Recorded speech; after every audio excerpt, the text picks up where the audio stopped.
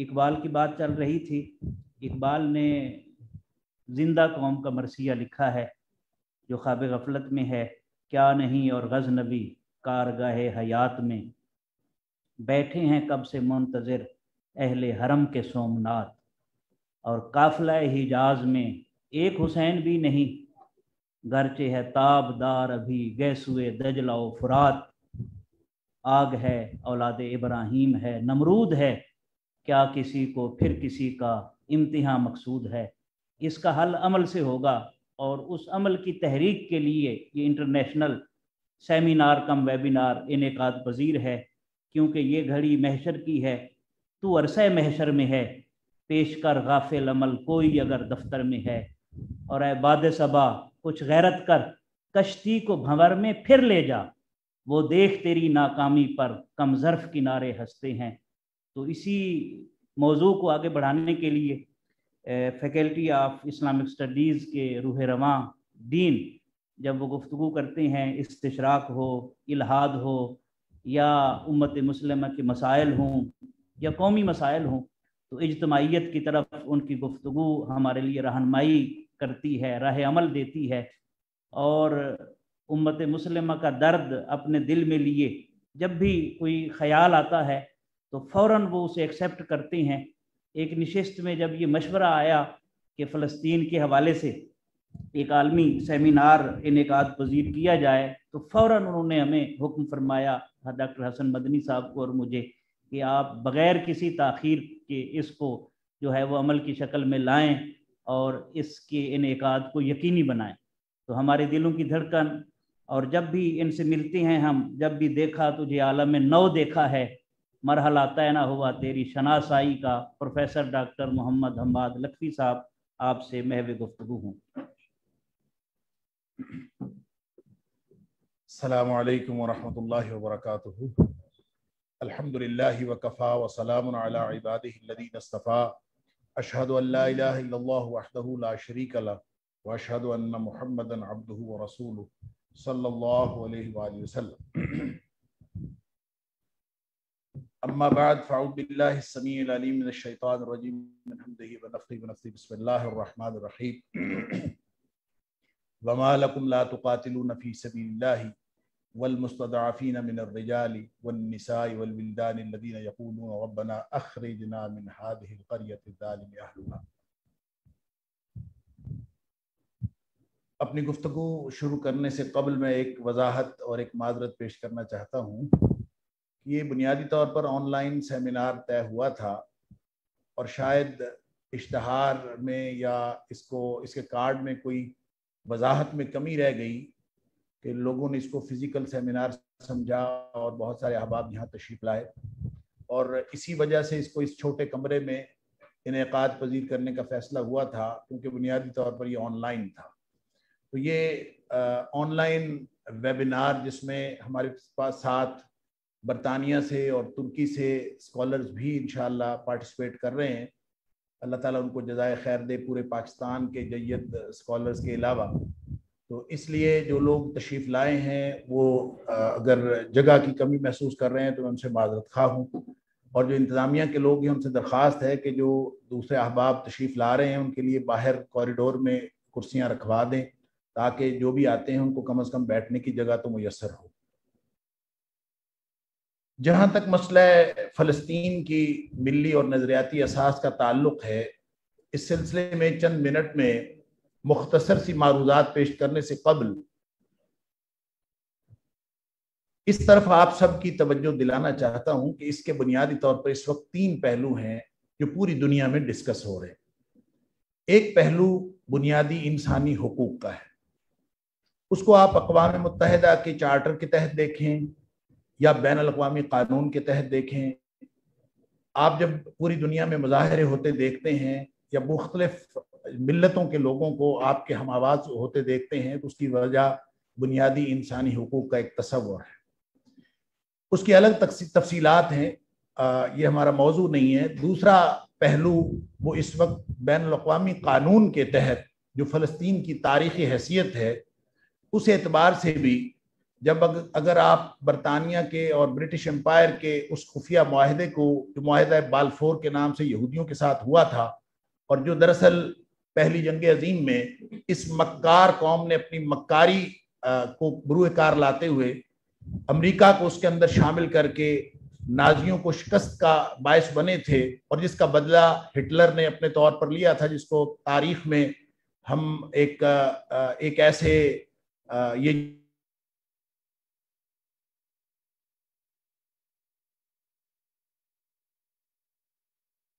نہیں لڑی تھی، دھوکہ کیا تھا، اصل میں اس دھوکے کے نتیجے میں معاہدہ بالفور ہوا تھا، اور یہ خفیہ معاہدہ تھا جس کے نتیجے میں 1948 میں یہ اسرائیل کی سلطنت بنی۔ اور اس کو اگر بین الاقوامی قانون کے تحت بھی دیکھا جائے تو اس وقت بھی جب 1948 میں بنی، صحیح بنی یا غلط موضوع ہے، لیکن اس وقت بھی القدس کے اوپر ان کا کوئی قبضہ نہ، ان کا کوئی قبضہ بین الاقوامی قانون کے تحت تھا نہ آج تک ہے۔ 70% 80% علاقے پر قبضہ کرنے کے باوجود القدس آج بھی مسلمانوں کا ہے۔ لہذا اگر بین الاقوامی قانون کو اور اس سیاسی تقسیم کے اعتبار سے بھی دیکھا جائے تو فلسطینیوں کا ہی حق بنتا ہے، کوئی دوسری رائے اس کے اوپر بین الاقوامی قانون کے تحت بھی نہیں ہو سکتی۔ لیکن یہ ہمارا مسئلہ، یہ ایمان کا مسئلہ ہے، یہ ملی مسئلہ ہے، یہ نظریاتی مسئلہ ہے۔ جب ہم اس کو ملی اور نظریاتی اعتبار سے دیکھتے ہیں تو ہمیں ایسے اسکالرز کی بھرمار ملتی ہے مارکیٹ کے اندر، مسلمانوں میں سے بھی، جو تاریخی طور پر یہ ثابت کرنے پر تیار ہوتے ہیں اور ایسی کتابیں اور ایسے آرٹیکل تک لکھ مارتے ہیں کہ جس میں وہ تاریخی طور پر وہاں جو ملت یہود ہے ان کا قبضہ اور ان کی نظریاتی اساس وہاں قرار دیتے ہیں۔ کچھ لوگ ایسے ہیں جو عیسائیوں کو اس بیت المقدس کے ساتھ منسلک کر کے اور پھر ایک انٹرنیشنل ایک بیانیہ ترتیب پاتا ہے کہ یہ ایک ایسی جگہ ہے جس پر تینوں کا حق ہے، تینوں ملتوں کا حق، اور تینوں ملتوں کا حق ہے، اس لیے یہ ایک جھگڑا ہے اور ایک انٹرنیشنل جھگڑا ہے۔ سن لیجئے، میں بہت تفصیل کا موقع نہیں ہے، چند گزارشات اس لیے پیش کرنا چاہتا ہوں کہ اس انٹرنیشنل آن لائن سیمینار کے ذریعے سے کچھ نہ کچھ ہمارے جو فکر کی کھڑکیاں کھل جائیں اور ہمیں کچھ یہ ہوا آنی شروع ہو جائے کہ ہمیں یہ سمجھ آئے کہ یہود کا یہ دعویٰ کہ یہ ہمارا قبلہ ہے، یہ بھی جھوٹ ہے۔ یہود کا یہ دعویٰ کہ یہ قبلہ، یہ سب سے پہلے یہ تعمیر ہوا تھا اور ہیکل سلیمانی ان کا قبلہ ہے،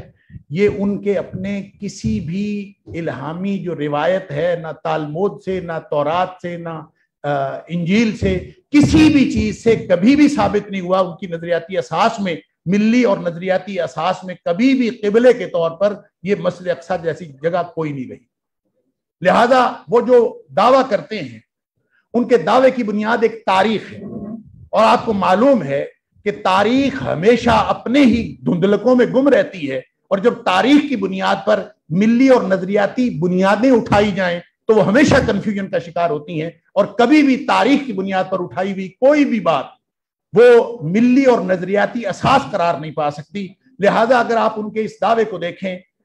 یہود کے اس دعوے کو دیکھیں کہ کیا ملی اور نظریاتی طور پر یہ ان کا کبھی قبلہ رہا ہے، تو ایک قرآن ایک بات کرتا ہے کہ وہ کہتا ہے کہ جب حضرت موسیٰ علیہ السلام کو، بنی اسرائیل کو، اور حضرت ہارون علیہ السلام کو فرعون کے خلاف بہت ہی مشکل حالات کا سامنا تھا، تو اللہ تعالیٰ نے ایک حکم فرمایا جو سورہ یونس کے اندر اس کی وضاحت ہے کہ ان کو یہ کہا گیا کہ تم اپنے گھروں کو قبلہ بنا لو، وَاجْعَلُوا بُيُوتَكُمْ قِبْلَةً وَأَقِيمُوا الصَّلَاةَ، تو نمازیں قائم کرنی، اپنے گھروں کو آپ مسجد بناؤ اور ان کو قبلہ رخ کرو اور وہیں سے نمازیں پڑھو۔ گویا اس کا مطلب یہ ہے کہ یہود کا وہ قبلہ جو وہ شریعت موسوی کے تحت مانتے ہیں وہ اس وقت موجود تھا جب وہ مصر کے اندر موجود تھے۔ تو وہ کون سا قبلہ تھا؟ اگر یہ ہیکل سلیمانی ان کا قبلہ تھا جو آج وہ دعویٰ کرتے ہیں، تو آپ یہ دیکھیے کہ حضرت سلیمان علیہ السلام جنہوں نے یہ ہیکل تعمیر کیا تھا،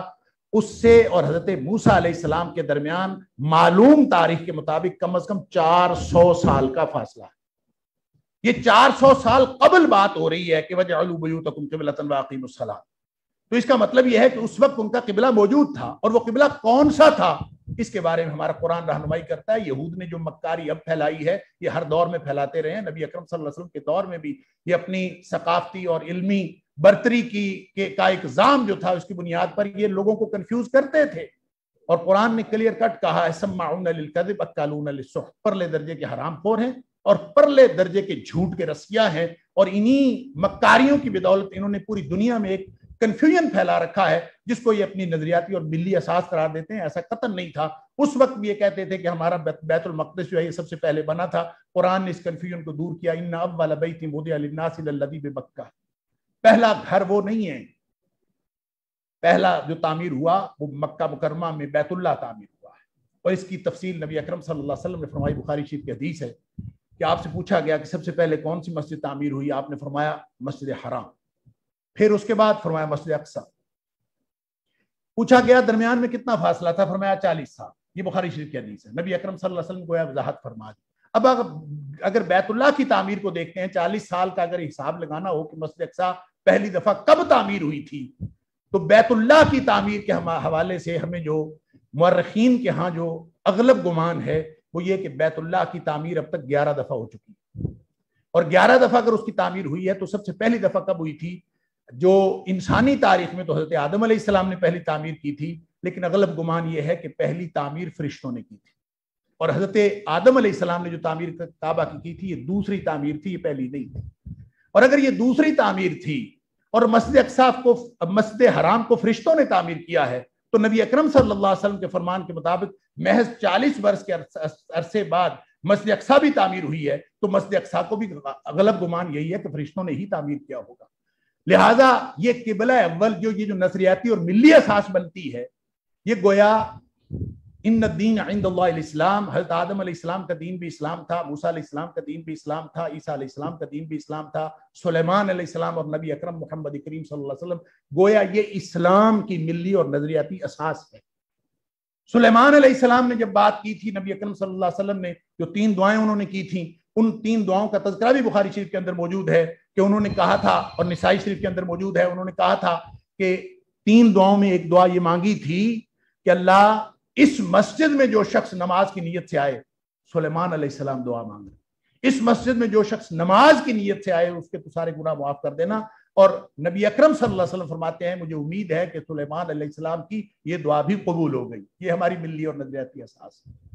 لہذا رہ گئی بات یہ کہ ان کا قبلہ تھا کبھی نہیں تھا۔ آپ کسی سے یہ ڈیبیٹ کر کے دیکھ لیجئے، کسی کو علمی طور پر آپ ان سے کوئی ڈاکومنٹ مانگ کے دیکھ لیجئے، قبلہ کبھی نہیں رہا، نہ یہودیوں کا نہ عیسائیوں کا۔ یہ ایک فالس کلیم ہے جو تاریخی طور پر کبھی ثابت نہیں ہوتا۔ آج عیسائی جس مقام کو مقدس قرار دیتے ہیں وہ تاریخی طور پر حضرت عیسیٰ علیہ السلام کی یا تو جائے پیدائش ہے، یا پھر ان کی وہ جگہ ہے جس جگہ ان کو بقول ان کو صلیب دیا گیا، یا پھر وہ جگہ ہے جہاں سے ان کو آسمان پر زندہ اٹھایا گیا۔ گویا اس پوری تاریخ کا تعلق حضرت عیسیٰ علیہ السلام کی زندگی سے ہے۔ حضرت عیسیٰ علیہ السلام کے پیچھے ان کے قبلے کی کوئی تاریخ نہیں ہے، اور حضرت عیسیٰ علیہ السلام وہاں تھے، اگر وہاں سے اٹھائے گئے تو اس وجہ سے وہ قبلہ مقرر ہو گیا، اس کی کوئی اساس، کوئی کسی قسم کی نظریاتی اساس ان کے ہاں موجود نہیں۔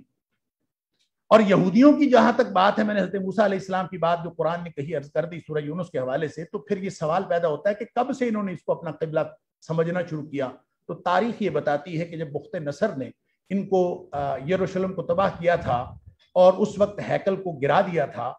تو اس وقت جب یہ لوگ بابل میں قید کر لیے گئے تھے 1 لاکھ کے قریب، یہ 586 قبل مسیح کی بات، اور 586 قبل مسیح سے 537 قبل مسیح تک جب یہ بابل میں رہے ہیں، اور جب یہ سائرس ایرانی آیا ہے اور اس نے آ کے ان کو وہاں سے نجات دلائی ہے، تو اس عرصے میں 586 قبل مسیح سے لے کر 537 قبل مسیح کا یہ جو درمیانی عرصہ ہے، یہ لوگ اپنے اس ہیکل کو یاد کر کر کے رویا کرتے تھے، اور ان کی وہ جو عقیدت تھی کہ ہمارا ہیکل ہماری جو بنیادی عبادت گاہ ہے وہ تباہ و برباد ہو گئی، وہ جو رویا کرتے تھے، تو اس کا جو بچا ہوا حصہ ہے، بعد میں انہوں نے ایک دفعہ تعمیر کیا جب حضرت عزیر علیہ السلام آئے، اور جس کا ذکر سورہ بقرہ کے اندر بھی ہے، میں مختصر کرتا ہوں، بعد میں تعمیر ہوا ایک دفعہ، لیکن اس کو بھی ٹائٹس رومی نے 70 عیسوی میں پھر تباہ کر دیا، اور اس کی بچی وہ دیوار ہے جس کو دیوار گریا کے اوپر ٹکر مارتے ہیں اور اپنا قبلہ قرار دیتے ہیں کہ یہ جو ہمارا قبلہ ہے، اس سے پہلے کی تاریخ میں شریعت موسوی کے اندر قبلے کے طور پر اس جگہ کا کوئی ذکر موجود نہیں۔ لہذا ملی اور نظریاتی اساس اگر ہے تو وہ صرف مسلمانوں کی ہے۔ قرآن کہتا ہے وَمَا جَعَلْنَا الْقِبْلَةَ الَّتِي كُنْتَ عَلَيْهَا، آپ کا قبلہ ہم نے بنایا تھا۔ وما جعلنا القبلة التي كنت عليها إلا لنعلم من يتبع الرسول ممن ينقلب على عقبيه. یہ ہم نے بنایا تھا اس کو قبلہ، اور مقصد یہی آزمائش کرنا تھا کہ اس نظریاتی اساس کو کون کون مانتا ہے اور کون کون نہیں مانتا، کون اللہ کے رسول صلی اللہ علیہ وسلم کی بات مانے گا اور کون نہیں مانتا. یہ امتحان ہی مقصود تھا، اس لیے 16-17 مہینے تک اس کو قبلہ بنایا گیا. لہٰذا بیت المقدس تاریخ کے طور پر اگر کبھی اپنی بنیاد کے طور پر، اپنی اساس کے طور پر، ابھی اگر ساری ملتوں میں آپ دیکھیں اگر کبھی قبلہ رہا ہے تو وہ صرف مسلمانوں کا رہا ہے، اس کے علاوہ کسی کا نہیں رہا. اور اگر اس کو بنیادی ان کے مقامی اعتبار سے دیکھ لیجئے تو موسوی شریعت کے بعد یہ نو ڈاؤٹ کہ سلطنت یہودا وہاں پہ موجود تھی، کنگڈم آف جوڈا جس کو کہتے ہیں اور کنگڈم آف اسرائیل، 2 ریاستیں موجود تھیں قبل مسیح. یعنی آپ یہ کہہ لیجئے کہ جب یہ جو شمالی ریاست اور جنوبی ریاست جو تھی وہ یروشلم کی تھی، شمالی ریاست جس کا صدر مقام سامریہ تھا، ان کو تباہ و برباد کر دیا گیا. شلما نصر نے اور بخت نصر نے ان کو تباہ و برباد کیا. پھر ان کی تباہی کا ذکر جو سورہ بنی اسرائیل کے اندر بھی ہے کہ یہ تمہیں تباہ کیا گیا تمہارے کرتوتوں کی وجہ سے، اور ساتھ ہی چیلنج کر دیا گیا ان عدتم عدنا، اگر تم دوبارہ یہ حرکتیں کرو گے تو ہم بھی تمہارے ساتھ دوبارہ پھر وہی سلوک کریں. لہٰذا وہ کیا ہے کہ مقامی آبادی، حضرت عیسیٰ علیہ السلام جب پیدا ہوئے تو حضرت عیسیٰ علیہ السلام القدس میں پیدا ہوئے. جب حضرت عیسیٰ علیہ السلام پیدا ہوئے تو مقامی آبادی نے، جنہوں نے اپنے آپ کو حضرت عیسیٰ علیہ السلام کا پیروکار کہا، موسیٰ علیہ السلام کو پیروکار کہنے والے اپنے آپ کو بعد میں یہودی کہنے لگے، عیسیٰ علیہ السلام کے پیروکار اپنے آپ کو بعد میں عیسائی کہنے لگے، حالانکہ وہ بھی نسل اسرائیلی ہیں اور وہ بھی نسل اسرائیلی. لہٰذا وہاں پہ مقامی آبادی 70 میں ٹائٹس رومی آیا ہے تو اس نے عیسائیوں کو وہاں سے نہیں نکالا، اس نے یہودیوں کو نکالا. عمر فاروق رضی اللہ تعالیٰ نے جب اس کے اوپر یہ جو بیت المقدس کے معاہدہ ہوا ہے تو آپ نے عیسائیوں کو وہاں سے نہیں نکالا، اس لیے کہ اس وقت تک کے جو عیسائی تھے وہ مقامی آبادی کرسچن تھی اور مقامی آبادی کا حق تھا. لہذا تاریخ کے اعتبار سے بھی آپ دیکھیں تو وہ حق ان کا تھا. آپ نے ان کے ساتھ معاہدہ کیا، باقی لوگوں کو نکال دیا، اور وہ یہودی تھے جو باہر سے آئے تھے، ان کا کوئی تعلق نہیں بنتا تھا. مقامی باشندے بعد میں مسلمان ہوئے اور آج تک وہ مسلمان ہیں. لہذا یہ حق اگر تاریخی طور پر آپ دیکھتے ہیں تو یہ ہماری اگر کوئی بنیاد بنتی ہے تو وہ صرف مسلمانوں کا حق بنتا ہے، کسی اور کا حق نہیں بنتا. اور رہ گئی بات قبلے کے حوالے سے، میں نے جو عرض کیا ہے، اب یہ قبلہ اول ہو یا قبلہ دوم ہو، یہودیوں اور عیسائیوں کا قبلہ کبھی تاریخ میں یہ رہا ہی نہیں. ان کا یہ فالس کلیم ہے، یہ غلط دعویٰ ہے. لہٰذا وہ مسلمان مفکرین جو ان کے حق میں لکھتے ہیں اور جن کو درود ابراہیمی سے بھی ان کے ساتھ ہمدردی نظر آتی ہے، اور جن لوگوں کو یہود کا قبلے کا دعویٰ ہونے سے ان کو یہ محسوس ہونا شروع ہو جاتا ہے کہ شاید ان کا بھی کوئی حق ہے. سن لیجئے، پوری دنیا کہے کہ تینوں ملتوں کا حق ہے، اس میں حق ہے تو صرف ملت اسلامیہ کا حق ہے، کسی اور ملت کا کوئی حق نہیں. اس کو آپ تاریخی طور پر دیکھ لیجئے، اپنے ملی اور نظریاتی اساس کے طور پر دیکھ لیجئے. لہٰذا اگر آپ نے اس کا کوئی ایکشن لینا ہے، دنیا میں کوئی مسلمانوں نے کوئی فلسطین کے حوالے سے کوئی کام کرنا ہے، تو جیسے ہمارے محترم وائس چانسلر صاحب فرما رہے تھے، اس کی بنیاد سوائے ایمان کے اور یقین کے اور کچھ نہیں. آپ اگر اپنی ملی اور نظریاتی اساس یعنی ایمان کی بنیاد پر اگر فلسطین کے ساتھ اپنا کوئی تعلق جوڑنا چاہتے ہیں اور اس کے بارے میں کوئی ایکشن لینا چاہتے ہیں، تو سوائے اس کے آپ کے پاس کوئی اور راستہ نہیں. انسانی حقوق کی بنیاد پر ساری دنیا بات کرے گی، لیکن اس کے اندر انسانی حقوق میں دوسرے لوگ بھی شامل ہو جائیں. آپ بین الاقوامی قانون کے تحت بات کریں گے تو وکیل ہر طرف سے اٹھ کے الٹ پلٹ دلائل دے کر ثابت کرنے کی کوشش کر دیتا ہے. نظریاتی اساس وہ ہے جو آپ کو مر مٹنے پر جو ہے مجبور کر دیتی ہے. اس لیے فرمایا وما لکم لا تقاتلون فی سبیل اللہ، ابھی تمہیں لڑنا پڑے گا، اس کے علاوہ کوئی حل نہیں ہے. البتہ لڑنے کے مقامات مختلف ہیں، اس کی نوعیتیں مختلف ہیں. ہم اکیڈیمیا کو لوگوں کو کیسے لڑنا ہے، اس کے لیے محترم وائس چانسلر صاحب نے ایک روڈ میپ اس کی طرف اشارہ کیا. جو لکھ سکتا ہے وہ لکھے، جو پڑھ سکتا ہے وہ پڑھے، جو بول سکتا ہے بولے. کہ اور یہ گھڑی محشر کی ہے تو عرصہ محشر میں ہے، پیش کر غافل عمل کوئی اگر دفتر میں ہے، جو ہم کر سکتے ہیں ہم کریں. لیکن ایک لانگ ٹرم جو پوری ملت کو یہ جو ہماری نظریاتی اور ملی اساس ہے اس کا شعوری اجاگر کر دے، ہماری ملت یہ سمجھنا شروع کر دے، اور پھر کبھی کوئی ایسا موقع نہ آئے کہ ہماری